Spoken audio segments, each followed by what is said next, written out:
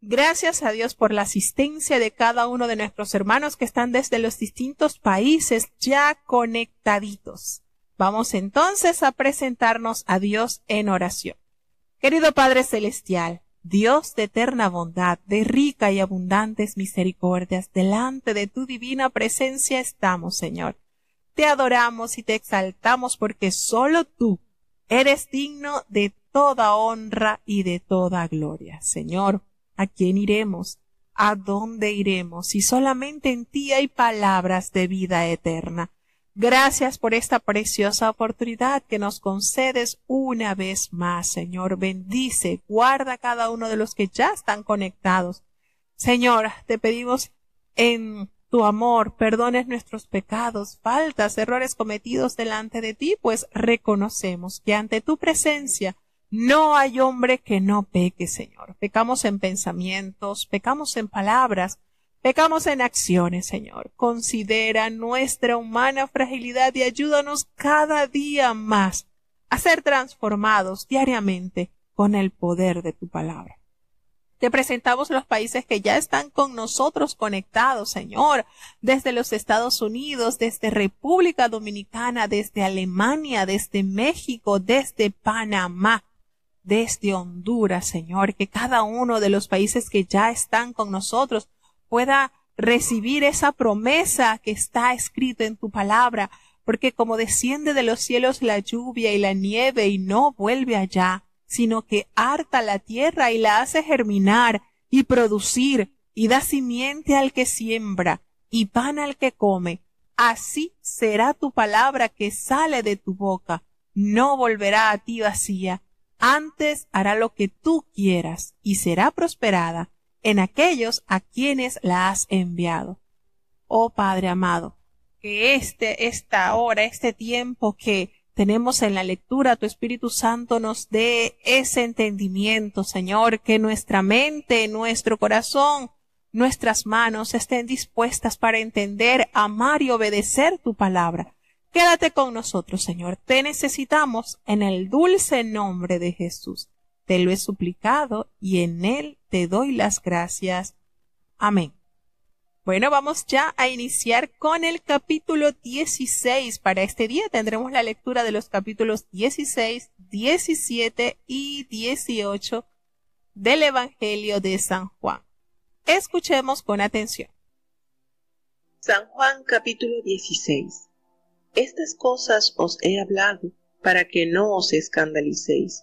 Os echarán de las sinagogas y aún viene la hora cuando cualquiera que os matare pensará que hace servicio a Dios. Y estas cosas os harán porque no conocen al Padre ni a mí. Mas os he dicho esto para que cuando aquella hora viniere os acordéis que yo os lo había dicho. Esto empero no os lo dije al principio, porque yo estaba con vosotros. Mas ahora voy al que me envió, y ninguno de vosotros me pregunta, ¿a dónde vas? Antes, porque os he hablado estas cosas, tristeza ha henchido vuestro corazón. Empero yo os digo la verdad, os es necesario que yo vaya, porque si yo no fuese, el Consolador no vendría a vosotros, mas si yo fuere, os le enviaré. Y cuando él viniere, redarguirá al mundo de pecado, y de justicia, y de juicio. De pecado ciertamente, por cuanto no creen en mí, y de justicia, por cuanto voy al Padre, y no me veréis más, y de juicio, por cuanto el príncipe de este mundo es juzgado. Aún tengo muchas cosas que deciros, mas ahora no las podéis llevar.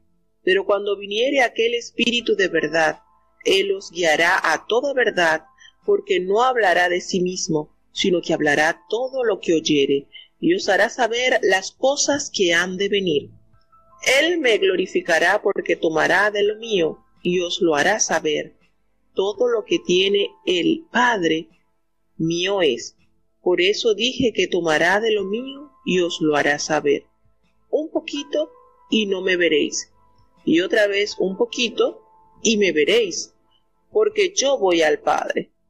Entonces dijeron algunos de sus discípulos unos a otros, ¿qué es esto que nos dice un poquito y no me veréis? Y otra vez un poquito y me veréis. ¿Y por qué yo voy al Padre? Decían pues, ¿qué es esto que dice un poquito? No entendemos lo que habla. Y conoció Jesús que le querían preguntar, y díjoles, preguntáis entre vosotros de esto que dije un poquito, y no me veréis. Y otra vez un poquito, y me veréis. De cierto os digo, que vosotros lloraréis y lamentaréis, y el mundo se alegrará. Empero aunque vosotros estaréis tristes, vuestra tristeza se tornará en gozo. La mujer cuando pare tiene dolor, porque es venida su hora, mas después que ha parido un niño, ya no se acuerda de la angustia, porque el gozo de que haya nacido un hombre en el mundo. También, pues, vosotros ahora ciertamente tenéis tristeza, mas otra vez os veré y se gozará vuestro corazón, y nadie quitará de vosotros vuestro gozo. Y aquel día no me preguntaréis nada. De cierto os digo, que todo cuanto pidiereis al Padre en mi nombre, os lo dará. Hasta ahora nada habéis pedido en mi nombre. Pedid y recibiréis, para que vuestro gozo sea cumplido. Estas cosas os he hablado en proverbios. La hora viene cuando ya no os hablaré en proverbios, pero claramente os anunciaré del Padre. Aquel día pediréis en mi nombre, y no os digo que yo rogaré al Padre por vosotros, pues el mismo Padre os ama, porque vosotros me amasteis, y habéis creído que yo salí de Dios. Salí del Padre, y he venido al mundo. Otra vez dejo el mundo, y voy al Padre. Dícenle sus discípulos, he aquí, ahora hablas claramente, y ningún proverbio dices. Ahora entendemos que sabes todas las cosas, y no necesitas que nadie te pregunte. En esto creemos que has salido de Dios. Respondióles Jesús, ¿ahora creéis? He aquí, la hora viene, y ha venido, que seréis esparcidos cada uno por su parte, y me dejaréis solo, mas no estoy solo, porque el Padre está conmigo. Estas cosas os he hablado, para que en mí tengáis paz. En el mundo tendréis aflicción, mas confiad, yo he vencido al mundo. Preciosa cada una de las orientaciones dadas del Señor a sus discípulos. Y bueno, como le hemos dicho, recordemos que el Evangelio está dividido en dos secciones. Del capítulo 1 al 12 son temas que el Señor trató en compañía del pueblo, podríamos decir, o situaciones que se vieron a lugares abiertos. Es decir, fueron temas que se expusieron de manera pública. Pero ya del capítulo 13 en adelante, nótese que los discursos, los temas que trazó el Evangelio de Juan están dedicados a los discípulos de manera más interna. Y esto lo hace sentir la dirección del mensaje hacia quienes está. Y nos damos cuenta acá precisamente cómo el Señor habla a los discípulos capacitándoles para la obra del Espíritu Santo que vendrá sobre el mundo una vez que Él sea recibido nuevamente de donde Él descendió. Es decir, el Señor ya les está dando a ellos de manera clara lo que acontecerá una vez que Él haya resucitado y que haya sido recibido en gloria nuevamente con su Padre. Y bueno, aquí nos damos cuenta en este capítulo cómo el Señor hablaba para que no tuvieran tropiezo, para que no se escandalizaran, para que ellos pudieran estar ya anuente de las situaciones que ellos iban a experimentar. Y les dicen, miren, les van a expulsar de las sinagogas. Y aún muchos van a matarlos y van a pensar que están haciendo servicio a Dios. Muchos van a creer que lo que están haciendo está aprobado por Dios. Y esto nos da la referencia de esto que expresó Jesucristo a los discípulos nos hace referencia directa en el libro de Hechos, en el capítulo 26, versículo 9 y 10. Y si nosotros nos vamos para ese capítulo, nos dice: yo ciertamente había creído mi deber hacer muchas cosas contra el nombre de Jesús de Nazaret, lo cual también hice en Jerusalén. Yo encerré en cárceles a muchos de los santos, habiendo recibido poderes de los principales sacerdotes, y cuando los mataron, yo di mi voto. Y el que está hablando esto, el que está dando este testimonio, es el apóstol Pablo, y se conecta directamente porque precisamente esa fue la condición del apóstol Pablo. Él pensaba en su vida como Saulo, él pensaba que él lo estaba haciendo bien, que él lo estaba haciendo para agradarle a Jehová, Dios de Israel. Y se nota entonces que era la carencia de la gracia del Espíritu de Dios, el haber aceptado el plan de salvación de Jesús.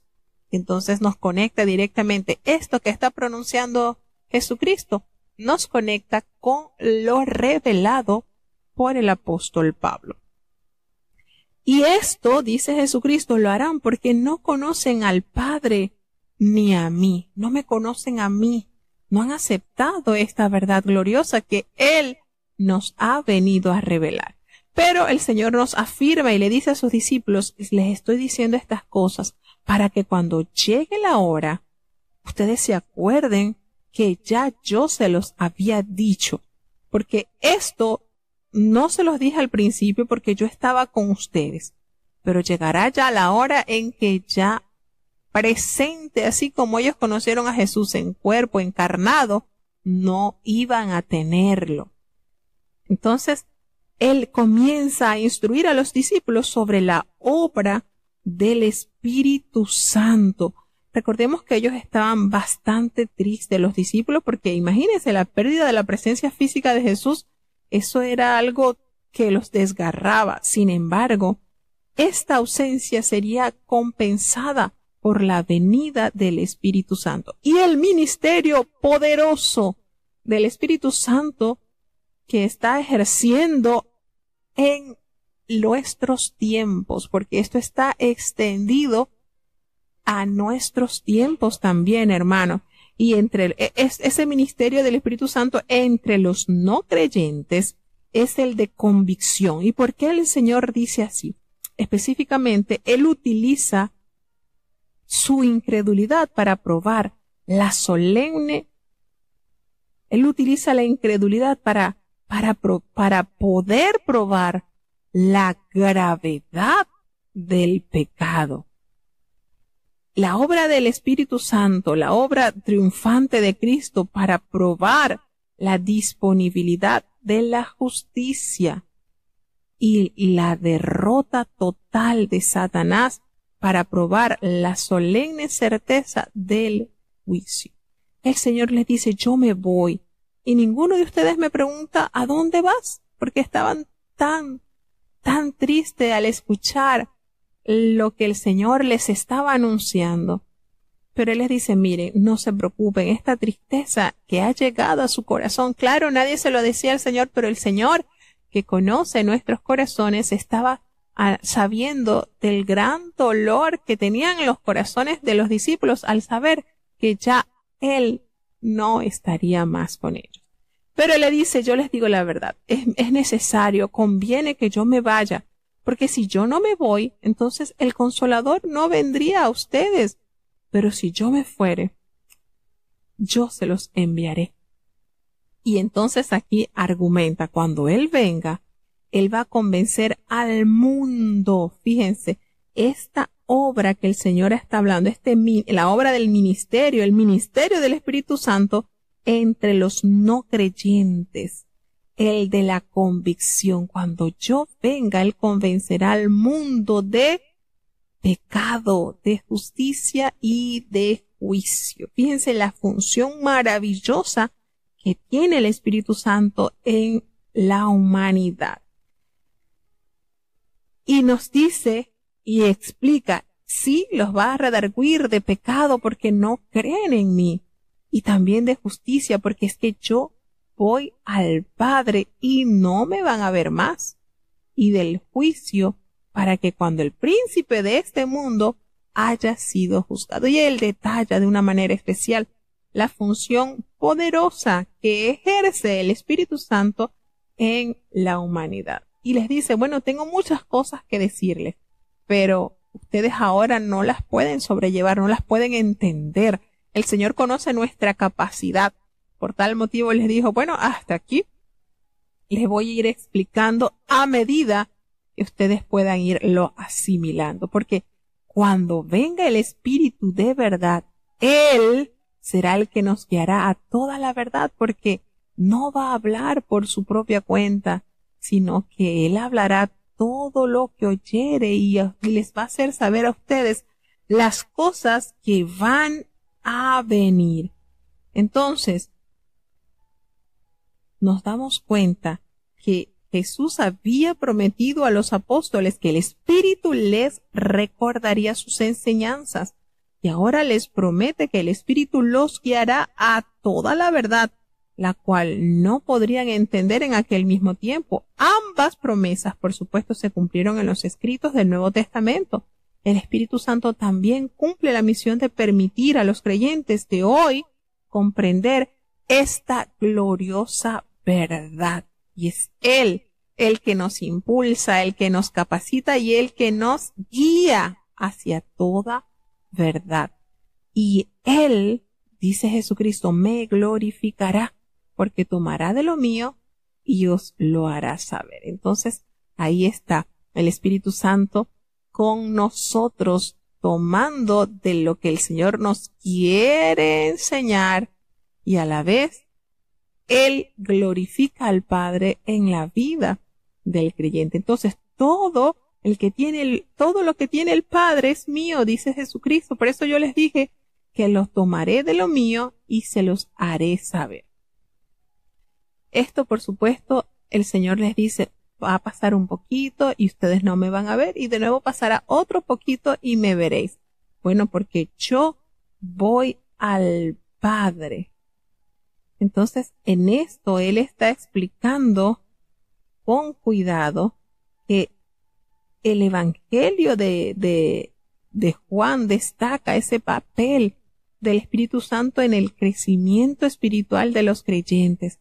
Ese nuevo nacimiento y el bautismo del Espíritu Santo dotan a los creyentes con la vida y con los dones del Espíritu, e inclusive la habilidad para orar con el poder del Espíritu. El Espíritu Santo es nuestro maestro, es nuestra ayuda, es nuestro guía, es la fuente de la verdadera comprensión espiritual, y Él da realce al ministerio de Jesús y edifica, por supuesto, a los creyentes, capacitándoles para que puedan vivir una vida cristiana totalmente saludable. Y por eso es que el Espíritu Santo hace posible que la gente de Dios comprenda y viva en la verdad. El Espíritu Santo trae convencimiento al corazón de las personas, y Él comprende que ese es uno de los ministerios fundamentales a los cuales el Señor destacó. Pues sabemos que conocer la verdad de la palabra de Dios es posible solo a través de su Espíritu Santo. He allí la gran importancia en nosotros de estar en armonía con su Espíritu, porque si Él no nos guía, entonces completamente estamos perdidos. Y sigue diciendo el Señor Jesús que Él se iba y vendría el Consolador. Y algunos de sus discípulos se dijeron unos a otros, ¿qué es esto que Él nos dice? Que todavía un poco y no lo vamos a ver, y de nuevo un poco y me veréis, porque yo voy al Padre.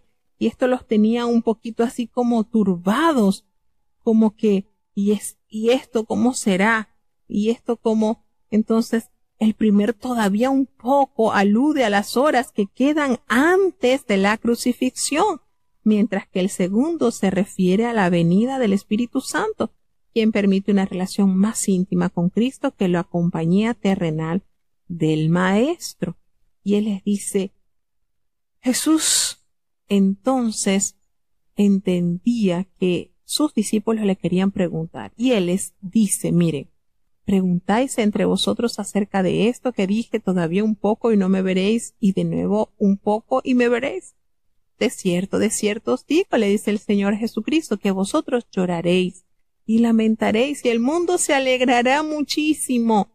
Pero aunque ustedes estén tristes, hay esta hermosa esperanza, pues vuestra tristeza se convertirá en gozo. Qué manera, a pesar de este dolor, de esta tristeza temporal, de la separación causado por la muerte de Jesús, se perderá en el gozo de ver la reunificación espiritual, de ver la obra poderosa y majestuosa del divino Nazareno. Y entonces Él les expresa a través de esta expresión, de esta analogía.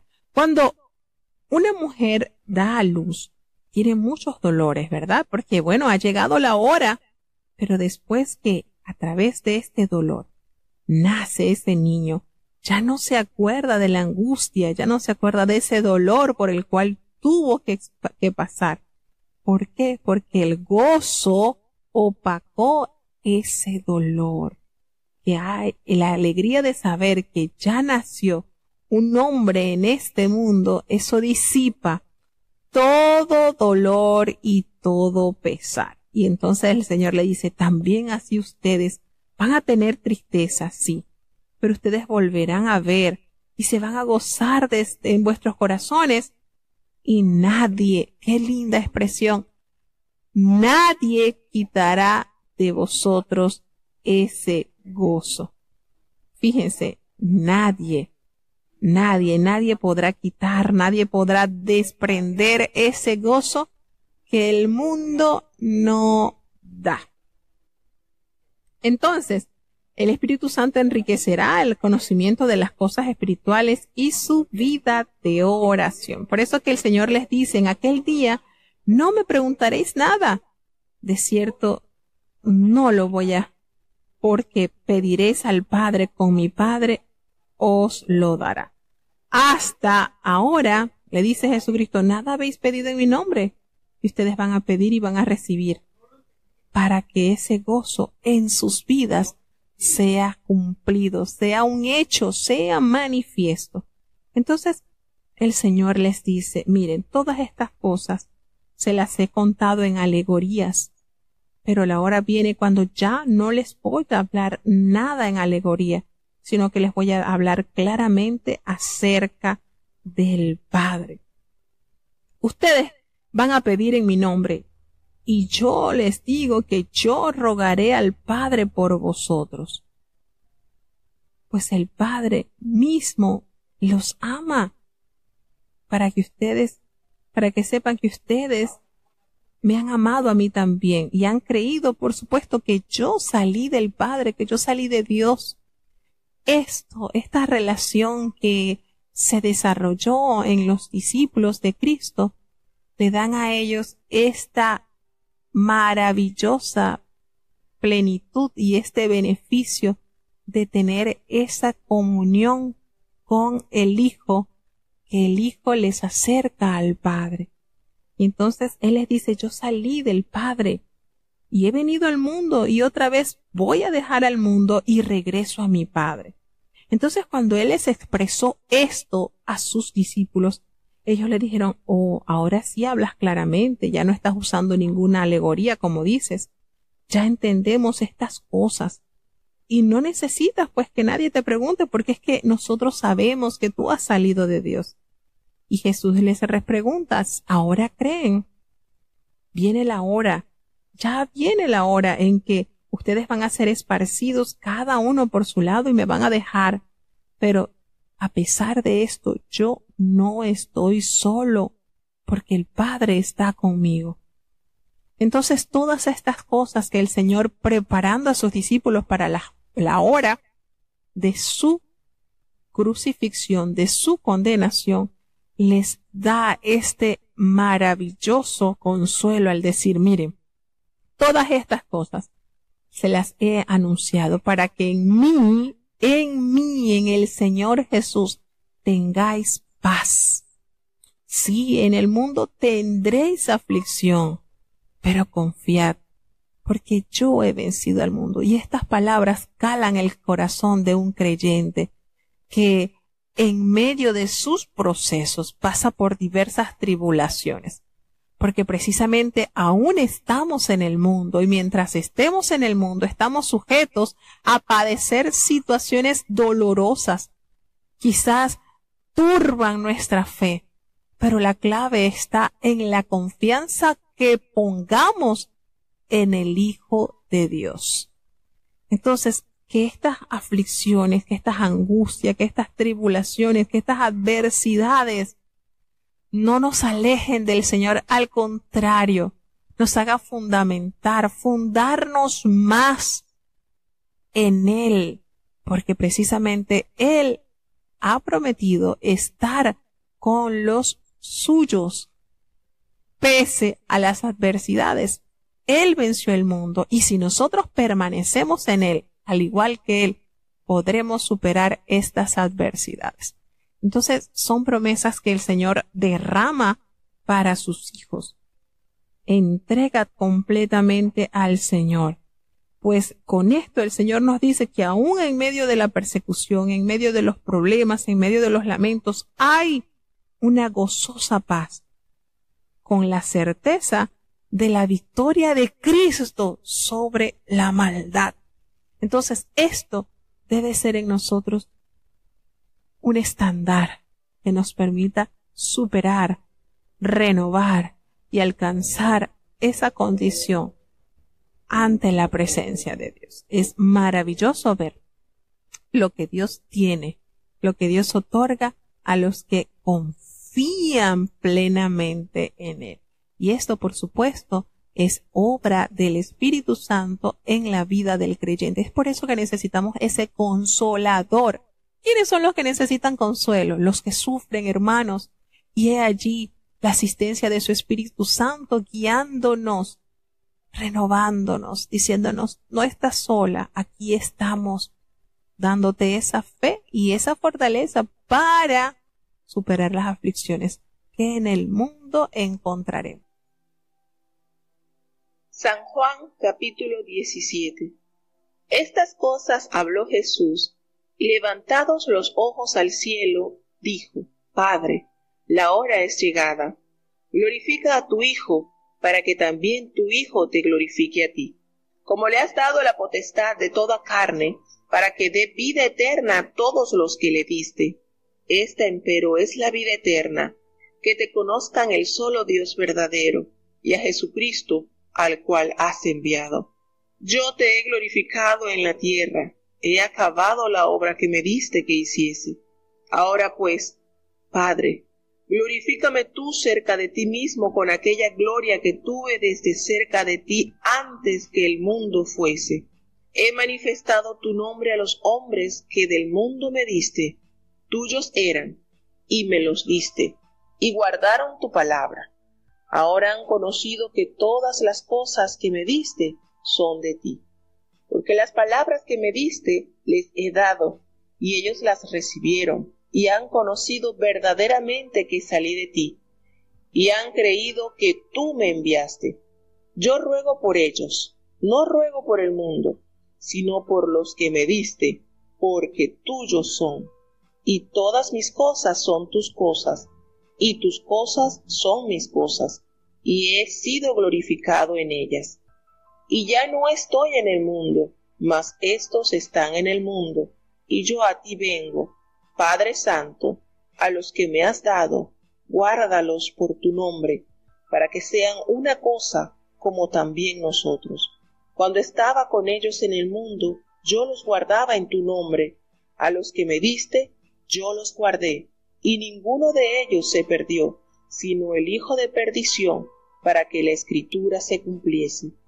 Mas ahora vengo a ti, y hablo esto en el mundo, para que tengan mi gozo cumplido en sí mismos. Yo les he dado tu palabra, y el mundo los aborreció, porque no son del mundo, como tampoco yo soy del mundo. No ruego que los quites del mundo, sino que los guardes del mal. No son del mundo, como tampoco yo soy del mundo. Santifícalos en tu verdad. Tu palabra es verdad. Como tú me enviaste al mundo, también los he enviado al mundo. Y por ellos yo me santifico a mí mismo, para que también ellos sean santificados en verdad. Mas no ruego solamente por estos, sino también por los que han de creer en mí por la palabra de ellos, para que todos sean una cosa, como tú, oh Padre, en mí y yo en ti. Que también ellos sean en nosotros una cosa, para que el mundo crea que tú me enviaste, y yo la gloria que me diste les he dado, para que sean una cosa, como también nosotros somos una cosa. Yo en ellos y tú en mí, para que sean consumadamente una cosa, que el mundo conozca que tú me enviaste y que los has amado, como también a mí me has amado.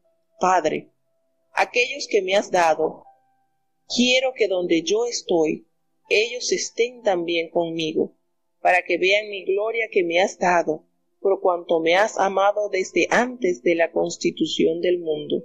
Padre justo, el mundo no te ha conocido, mas yo te he conocido, y éstos han conocido que tú me enviaste. Y yo les he manifestado tu nombre, y manifestarélo aún, para que el amor con que me has amado esté en ellos y yo en ellos. Bueno, tenemos la maravillosa oración intercesora de Cristo. Y bueno, otra característica maravillosa del Evangelio de San Juan. Y quién no agarra fuerza al saber que nuestro divino Maestro oró, y no solamente por sus discípulos, los que estaban allí, los 11 que estaban allí a su alrededor, sino por los que habían de creer. Allí pensó en nosotros. Allí estamos incluidos, hermanos, en esa oración intercesora que sigue siendo efectiva en la vida de todo creyente. Qué maravilloso es nuestro Dios, ¿verdad?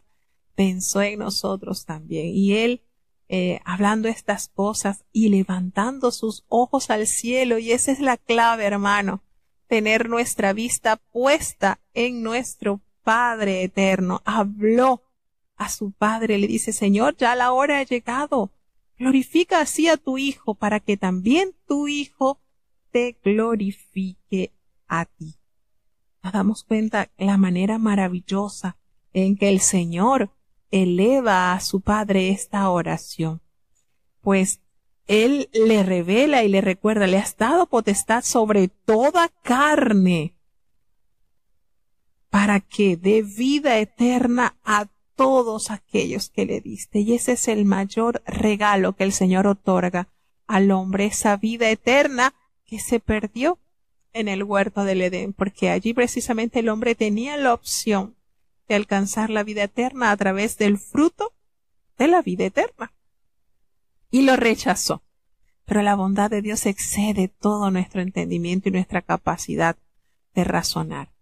Y aún así está presente esa opción de vida eterna en la vida de nuestro amado Dios. Y esta vida que Él expresa, y esta es la vida eterna, que te conozcan a ti, Señor, que eres el único Dios verdadero, y a Jesucristo, a quien tú has enviado. Fíjense esta manera maravillosa el Señor de declarar la verdad suprema del Señor.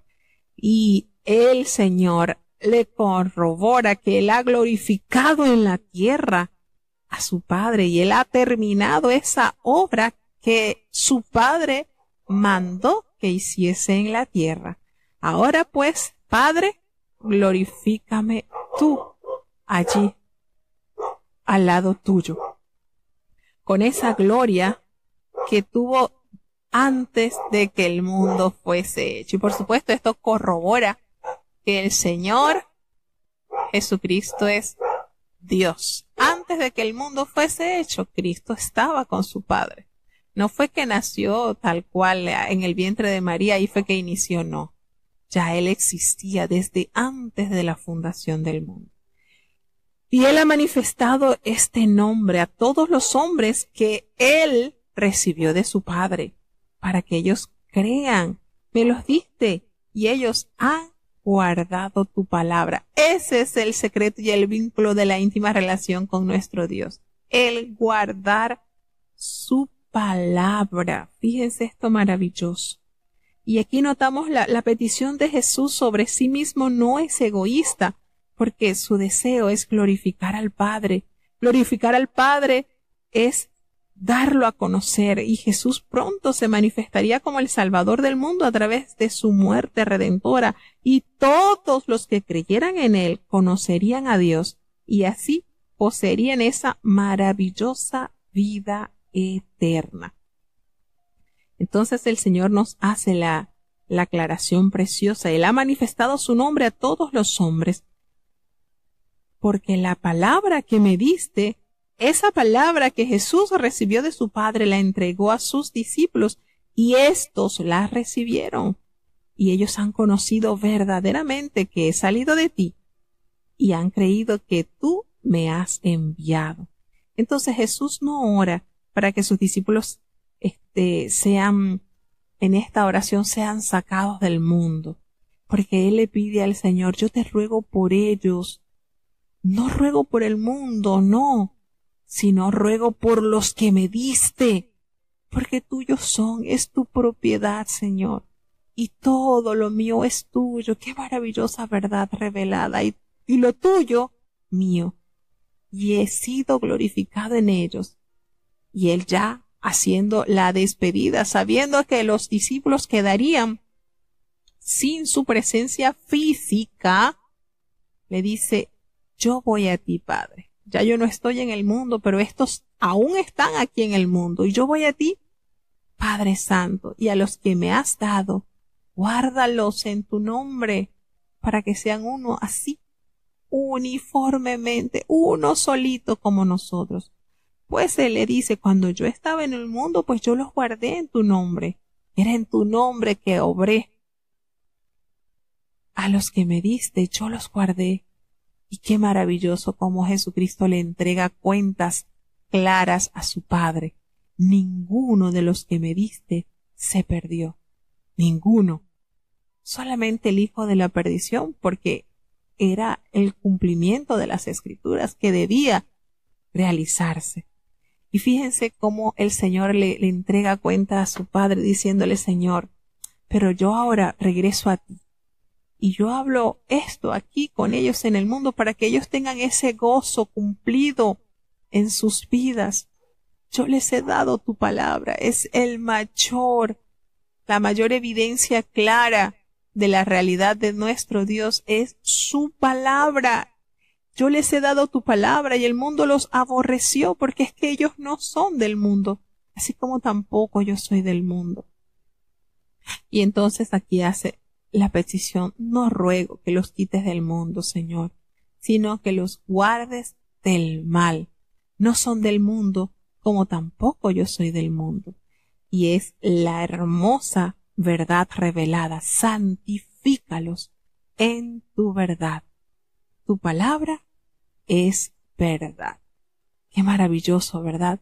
Nuestra palabra, esa palabra que hemos recibido de Cristo, esa palabra santifica la vida del creyente, purifica, transforma, renueva, regenera, cambia. Como tú me enviaste al mundo, así yo los estoy enviando al mundo.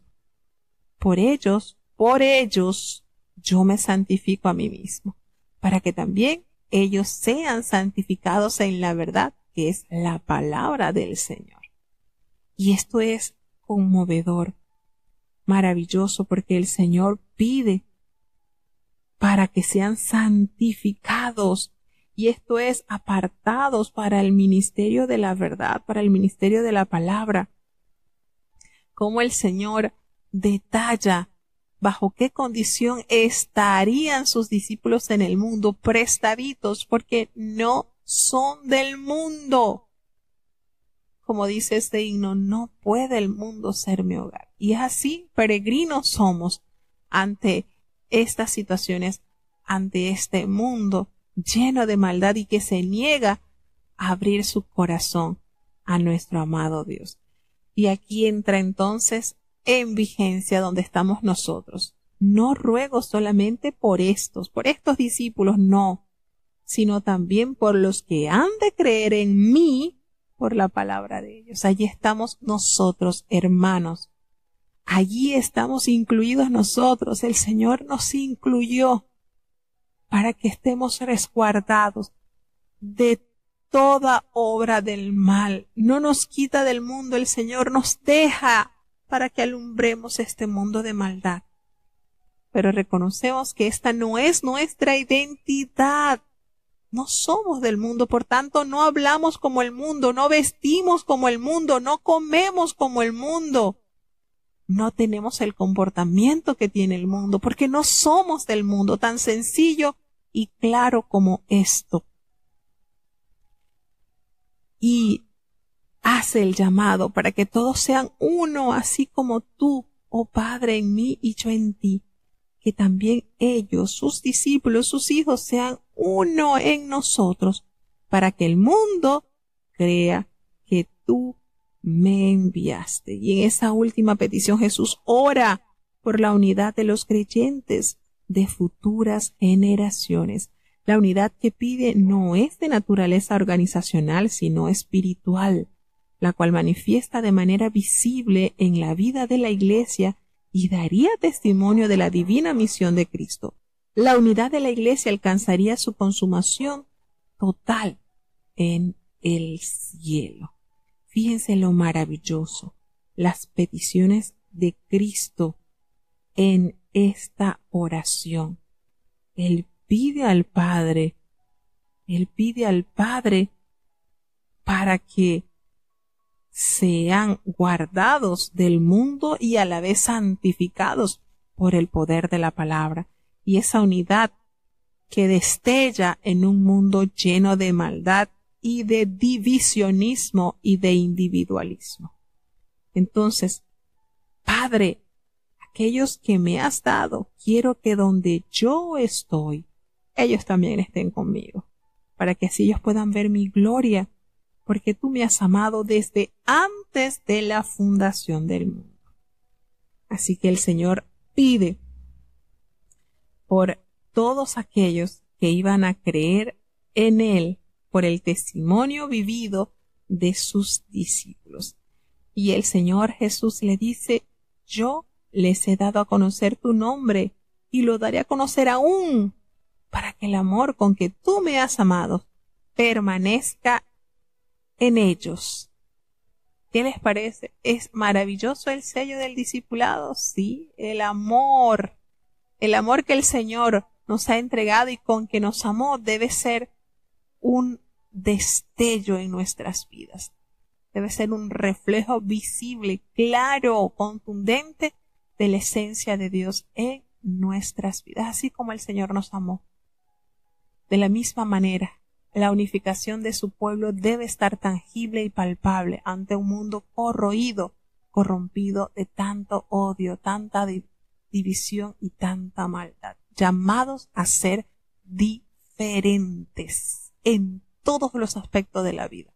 ¿Saben por qué? Porque nuestro Padre nos ha educado, nos ha reformado y nos ha dado la forma de vida que a Él le agrada.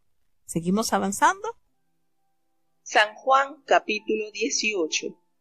Como Jesús hubo dicho estas cosas, salióse con sus discípulos tras el arroyo de Cedrón, donde estaba un huerto, en el cual entró Jesús y sus discípulos.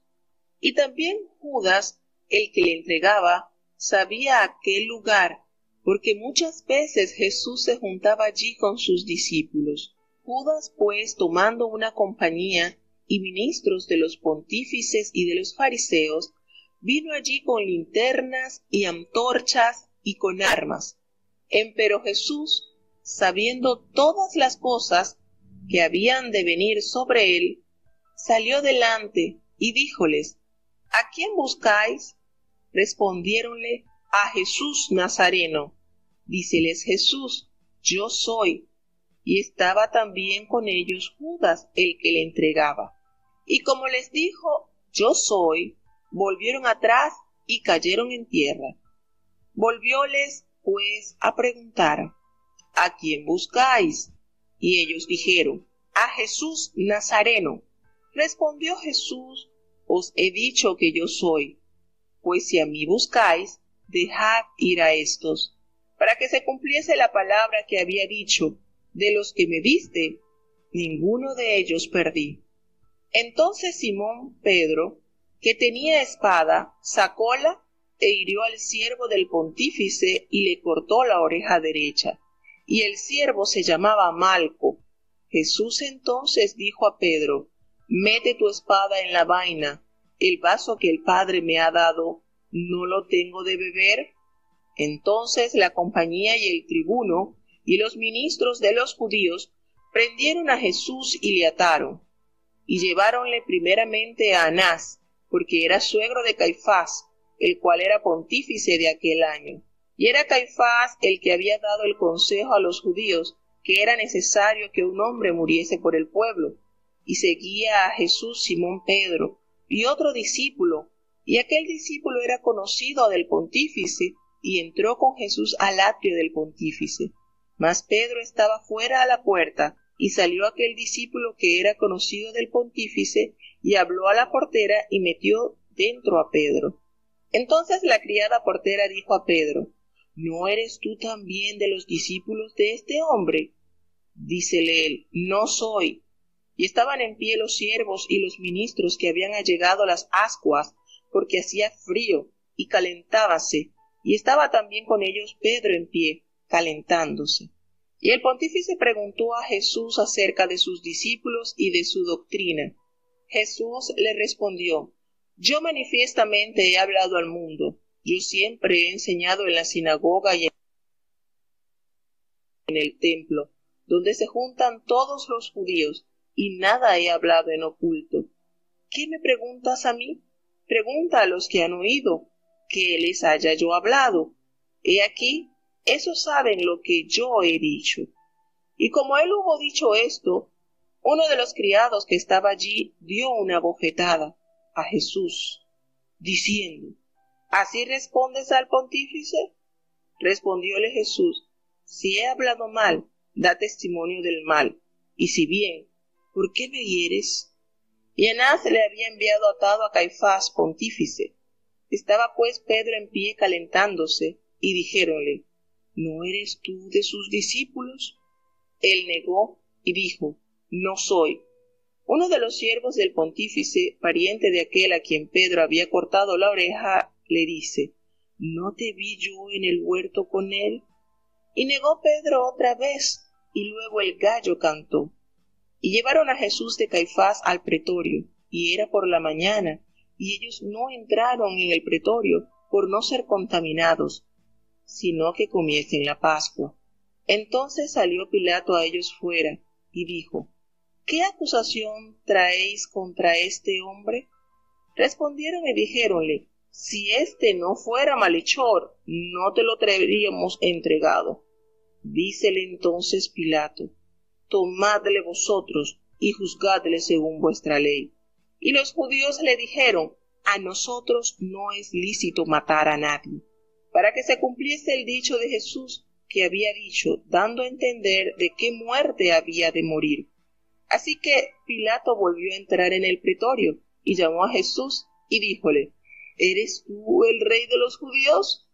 Respondióle Jesús: ¿Dices tú esto de ti mismo, o te lo han dicho otros de mí? Pilato respondió: ¿Soy yo judío?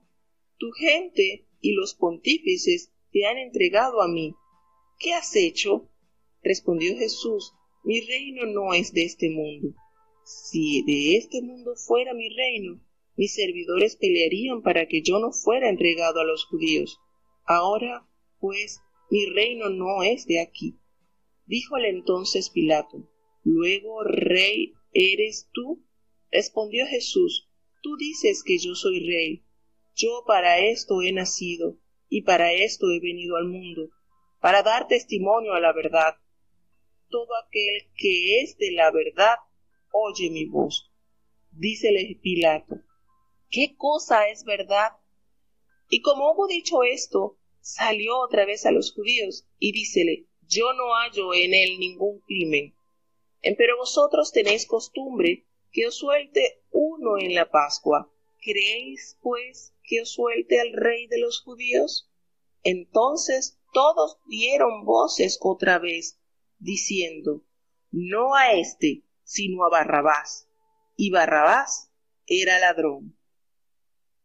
Bueno, tenemos ya el proceso difícil, como el Señor se lo había anunciado en los capítulos anteriores a sus discípulos, que ya la hora era venida. Y ya entonces la traición manifestada en el discípulo Judas Iscariotes y ese arresto que se llevó a cabo en el jardín en Getsemaní. El Señor había dicho todas estas cosas allí en lo privado a los discípulos y salió con ellos precisamente al otro lado del torrente de Cedrón, donde había un huerto, y en el entró con sus discípulos. Y es notorio, cuando nosotros escuchamos sobre el torrente de Cedrón, era un lugar que estaba retirado, donde se echaban las cosas que contaminaban en el templo, las cenizas, lo que no era agradable. Todo esto se colocaba en este lugar, en este torrente. Y bueno, ese torrente frecuentemente seco en verano se desbordaba en invierno y corre por el este de Jerusalén y atraviesa el jardín del Getsemaní y el monte de los olivos. Alguien que salga de Jerusalén tiene que cruzar el Cedrón para llegar al Getsemaní. Aquí el Señor entonces les dice a Judas, el que le iba a entregar, que él conocía, por supuesto, aquel lugar, porque nos revela Juan que muchas veces Jesús se había reunido allí con sus discípulos. Eran sus reuniones privadas, donde el Señor, pues, les formaba, les educaba, les llevaba al conocimiento y la palabra de Jehová su Padre.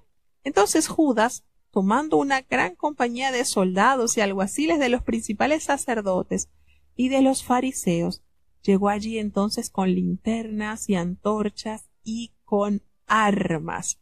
Por supuesto, él conocía este lugar como lo revela el apóstol Juan. Pero Jesús sabía todas estas cosas que habían de sobrevenir y él se había adelantado y le había dicho a sus discípulos, le había dicho a toda esta gente que había llegado, ¿a quién buscáis? Y ellos le respondieron a Jesús Nazareno, y Jesús le dice, miren, yo soy. Y en su sentido superficial, yo soy, estas palabras simplemente identifican a Jesús como oriundo de Galilea.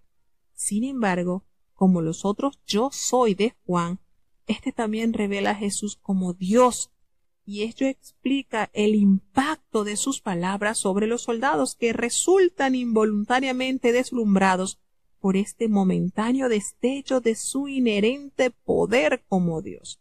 Cuando él les pronuncia esto, ellos estaban también con ellos Judas, el que le entregaba. Cuando les dijo yo soy, personal que llegó a arrestar a Jesús retrocedieron y súbitamente cayeron en tierra. Y volvió pues a preguntarle a Jesucristo, ¿a quién buscáis? Y ellos volvieron a responderle, a Jesús Nazareno. Y Jesús le dijo, yo se los he dicho, yo soy, pues si me buscáis a mí, pues dejar ir a estos, para que se cumpliese precisamente lo que había dicho el Señor en su oración intercesora, cuando le dijo al Padre, de los que me diste, no perdí ninguno. Y precisamente eso está en el capítulo 17, versículo 12. Y fíjense que esto lo detalla Juan de una manera especial. Cuando el Señor hace esto, Pedro, aquí nos revela Pedro, tenía una espada y él la saca de la vaina e inmediatamente hiere al siervo del sumo sacerdote y le cortó la oreja derecha. Juan nos da más detalle que no encontramos en los demás evangelios. Y este siervo, fíjense que hasta nos da el nombre, se llamaba Malco.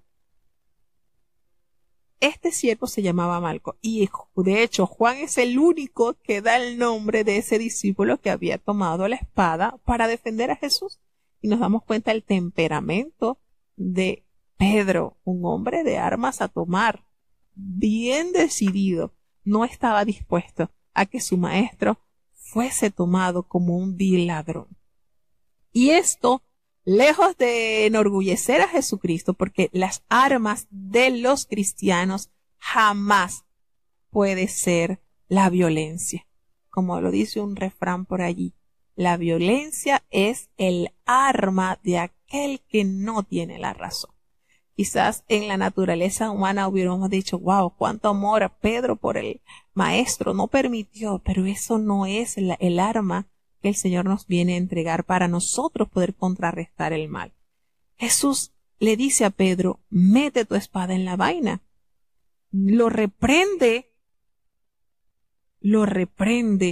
y le dice, la copa que el Padre me ha dado, no la he de beber. El Señor, recordando parte de la oración que él elevó a su Padre en el Getsemaní, diciéndole, Señor, si quieres, pasa de mí esta copa. Y precisamente el Señor aceptó en sujeta obediencia la copa de amargo dolor. Y la compañía de aquellos soldados y el tribuno y los alguaciles de los judíos prendieron a Jesús y le ataron. Fíjese qué cantidad de personas se acercaron para detener al Señor. Y le llevaron precisamente a la casa de Anás, porque él era el suegro de Caifás, que era el sumo sacerdote de aquel año. Aunque Caifás era sumo sacerdote en los días del arresto de Jesús, Anás, el anterior sumo sacerdote, ejercía gran influencia y autoridad. ¿Y por qué lo hacía? Porque era el suegro del sacerdote actual. Influencias familiares, exactamente. Eran influencias familiares. Y Caifás, el que le había dado el consejo a los judíos de que convenía que un solo hombre muriese por el pueblo, así como lo encontramos en el capítulo 11 del Evangelio de San Juan, precisamente. Y seguían entonces al maestro. Seguía a Jesús Simón, Pedro y otro discípulo. Y cuando se hace mención de otro discípulo, es tradicionalmente identificado como Juan, el escritor del Evangelio, quien prefería no divulgar su nombre, le gustaba pasar desapercibido, no mencionaba el protagonismo, él no le gustaba el protagonismo, Juan era un poco más discreto. Y este discípulo, fíjense, ese discípulo del cual no se halla el nombre, que es Juan, era conocido del sumo sacerdote y él entró con Jesús en el patio del sumo sacerdote, dando a entender perfectamente la amistad que tenía allí, que le permitió observar con más cercanía lo sucedido al divino maestro.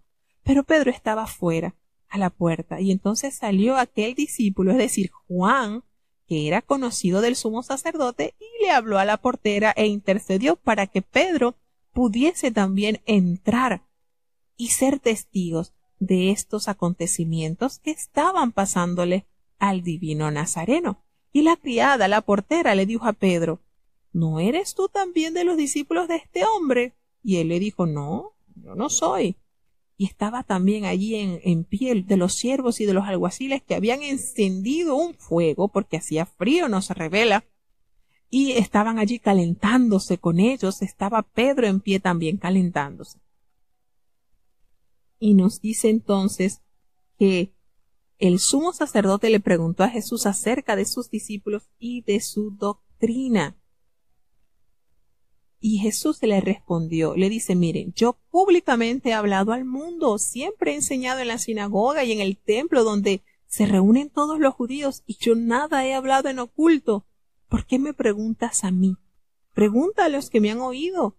¿Qué les haya yo hablado? He aquí, ellos lo saben lo que he dicho.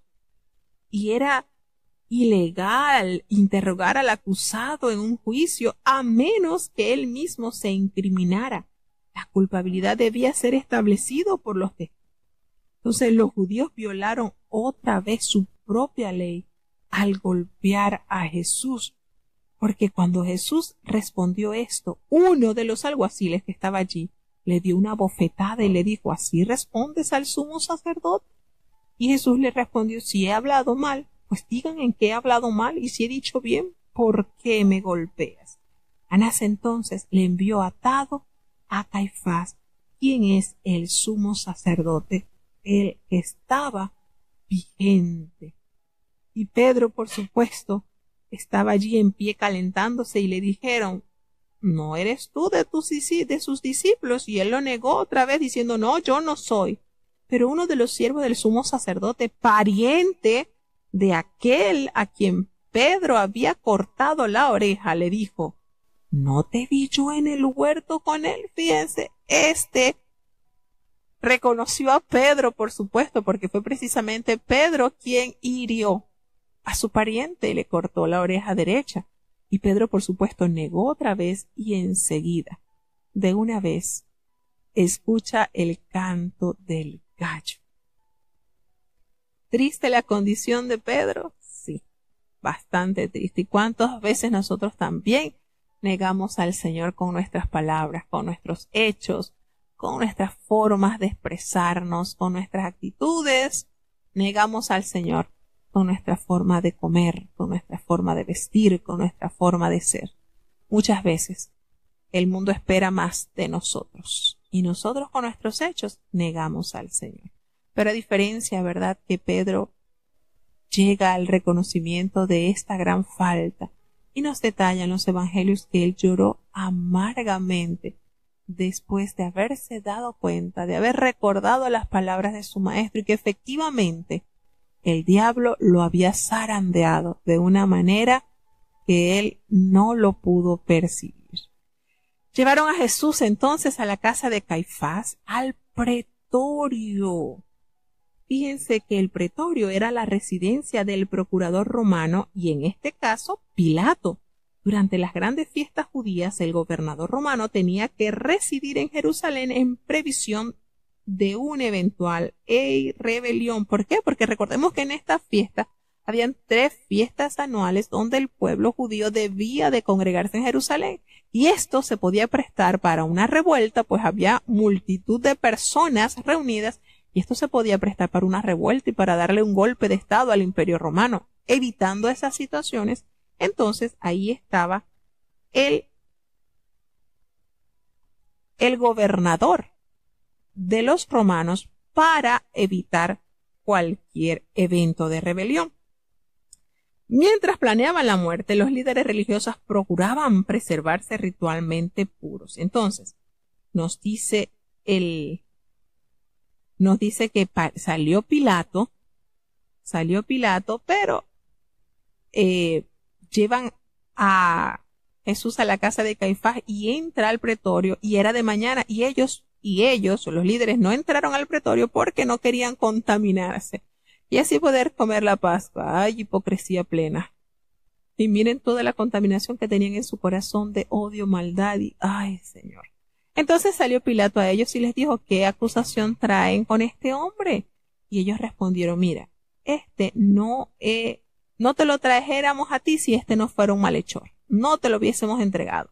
Y entonces Pilato le dice: a ver, tómenle ustedes y júzguenle según su ley. Y los judíos dijeron: es que a nosotros no nos es permitido dar muerte a nadie. Fueron los que se encargaron de la muerte intelectual de Jesucristo, pero ellos son la mano que mece la cuna prácticamente. Ellos no hicieron nada, pobrecito. Ellos no hicieron nada. ¡Qué maldad! Entonces Pilato le dijo: mire, para que se cumpliese la palabra que Jesús le había dicho, dando a entender la muerte en que el Señor iba a morir.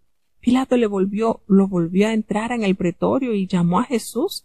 y le dijo, ¿eres tú el rey de los judíos?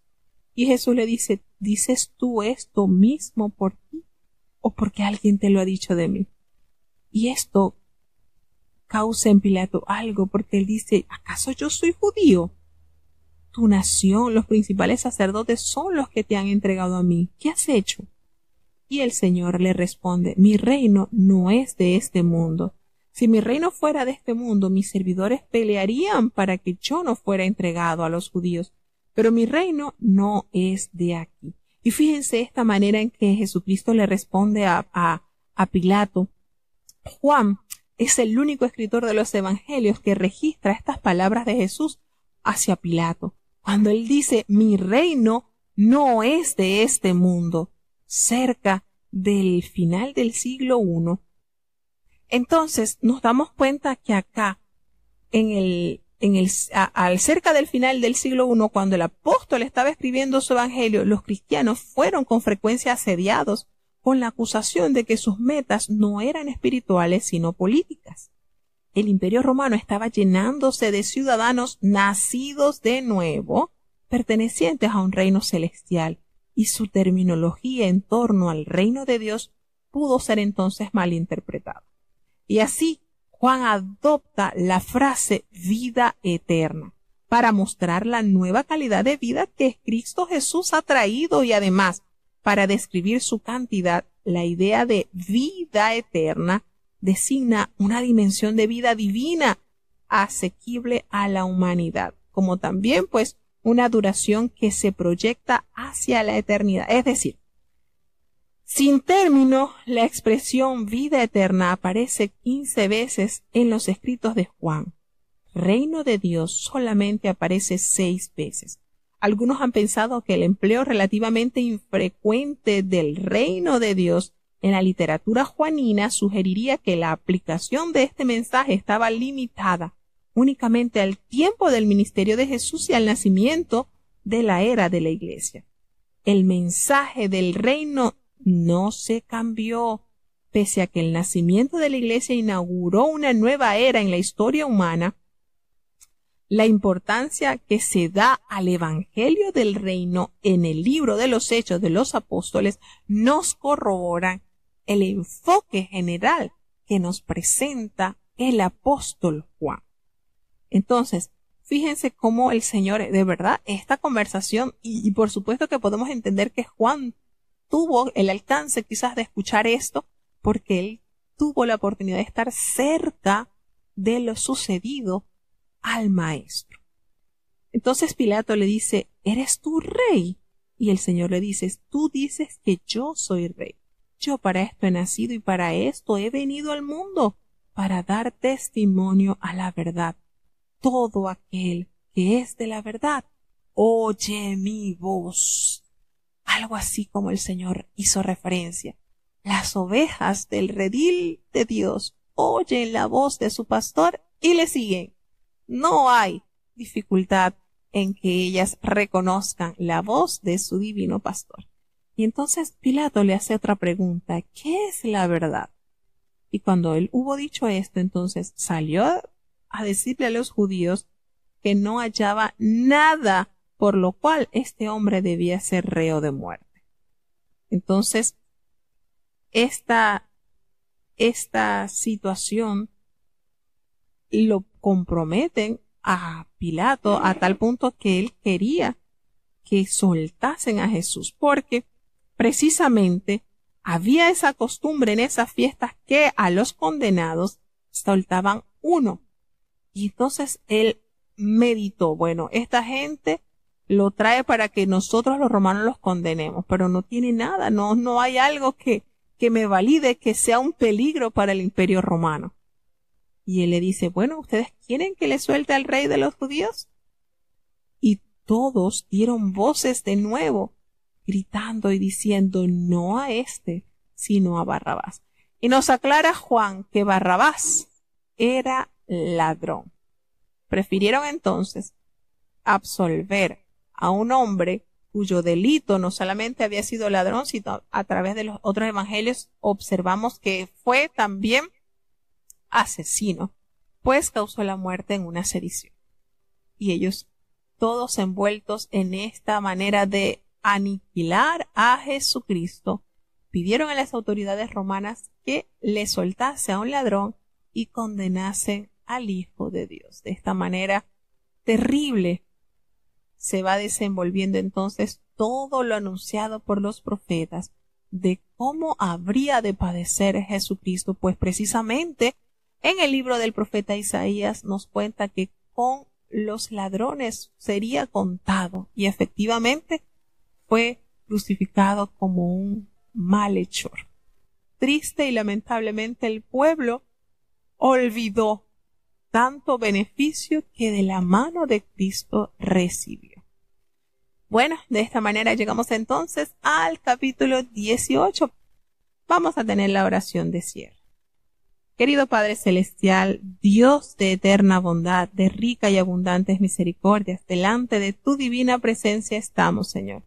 Te adoramos y te exaltamos porque solo tú eres digno de toda honra y de toda gloria. Señor, ¿a quién iremos? ¿A dónde iremos? Si solamente en ti hay palabras de vida eterna. Gracias por esta preciosa oportunidad que nos has concedido en este día, Señor. Perdona nuestros pecados, faltas y errores cometidos delante de ti, pues reconocemos que ante tu presencia no hay hombre que no peque, Señor. Pecamos en pensamientos, pecamos en palabras, pecamos en acciones, Señor. Ayúdanos a cambiar, transforma nuestras vidas, que tu palabra nos guíe y nos santifique cada día para ser aceptos siempre ante tu trono.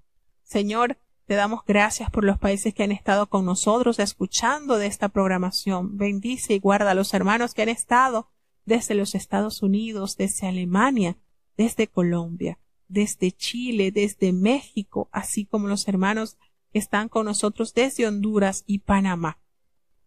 Que los niños, Señor, los jóvenes, los adultos, los ancianos, en su totalidad, Señor, podamos estar rendidos en adoración y obediencia a ti, Señor.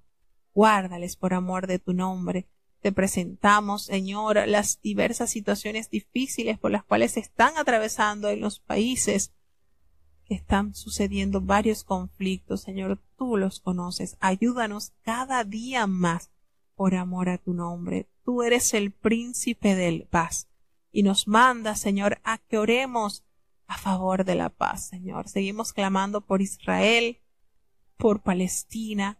Seguimos clamando por los países, Señor, que están en opresión. Te presentamos Panamá ante estas situaciones que se están atravesando. Pon tu mano de amor, Señor.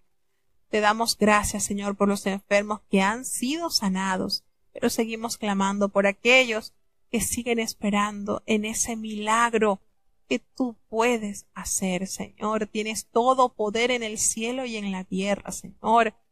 Y no hay otro nombre debajo del cielo dado a los hombres en quien haya salud, en quien haya salvación, Señor. Por eso te seguimos clamando a favor del apóstol Cecilio García. Padre bueno, haz una obra especial en tu siervo, como solo tú sabes hacerlo. Ten misericordia de los hermanos que están padeciendo de cáncer. Están delante de ti, Señor. Lauri, Nathan, Natanael, Lisa Córdoba, Señor.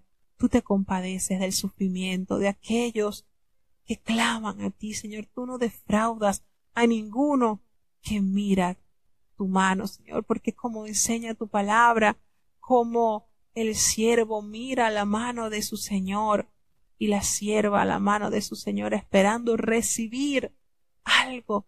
Así muchos en esta oportunidad con diversas enfermedades miran a tu mano sanadora, Señor, esperando de ti recibir esa sanidad gloriosa.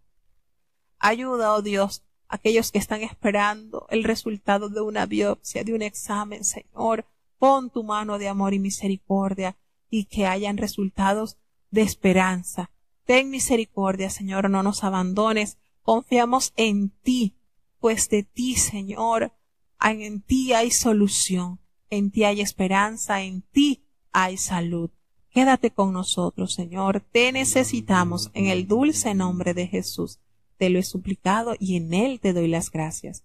Y ahora te pedimos, Señor, que el bendito amor de Dios, la gracia y la paz de nuestro Señor y Salvador Jesucristo, la compañía y la comunión de tu Espíritu Santo, quien es nuestro eterno Consolador, sea con cada uno de tus hijos, nos guarde desde ahora y para siempre. Amén.